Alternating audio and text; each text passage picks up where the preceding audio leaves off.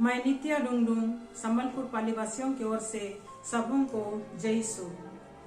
26 जुलाई को संत अन्ना के और जोकिम के पर्व दिवस मनाया जाता है। उनके अवसर पर मैं उनके जीवनी के बारे में 2 शब्द कहना चाहती हूँ।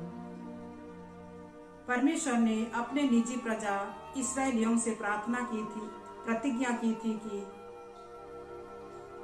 उनके लिए एक मुक्तिदाता को भेजेगा। उनके योजना के अनुसार उसने अपने एकलौते पुत्र को इस संसार में भेजने को तय किए। वह एक कुंवारी से जन्म लेगा और उस कुंवारी पवित्र और निष्कलंक हो। इसलिए ईश्वर ने अन्ना और जोकिम को उनके माता पिता के रूप में चुन लिए। अन्ना और जोकिम बहुत ही धर्मी थे। वे बचपन से सरल स्वभाव के थे और नित्य ईश्वर से दुआ निवेदन और प्रार्थना करते रहते थे और धर्म सेवा में अपना जीवन व्यतीत करते थे। वे बुढ़ापे तक निसंतान थे। उन दिनों समाज में निसंतान रहना शापित माना जाता था, इसलिए वे दुखी थे।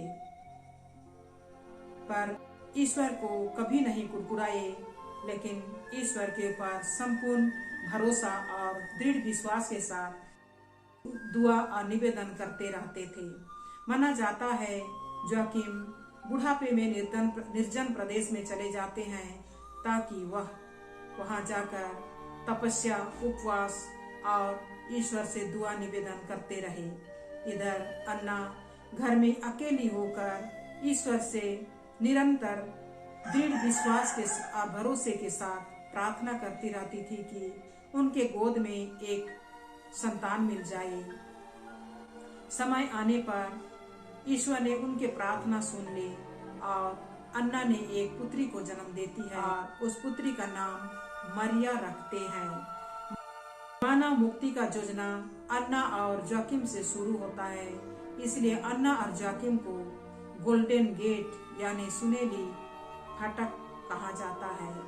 वे आदर्श माता पिता थे और 3 साल हो गया वे जेरूसलेम मंदिर ले जाकर उन्हें ईश्वर को समर्पित कर देते हैं। उनके जीवनी से हमें ये संदेश मिलता है कि हमारे जीवन में जो कुछ भी कठिनाइयाँ, तकलीफ और दुख आए, हम कभी नहीं घबराए, कभी नहीं कुड़कुड़ाए, पर ईश्वर से लिपटे रहे, अपने संपूर्ण जीवन ईश्वर को समर्पित कर दे, ताकि हमारा दुख आनंद में बदल जाएगा।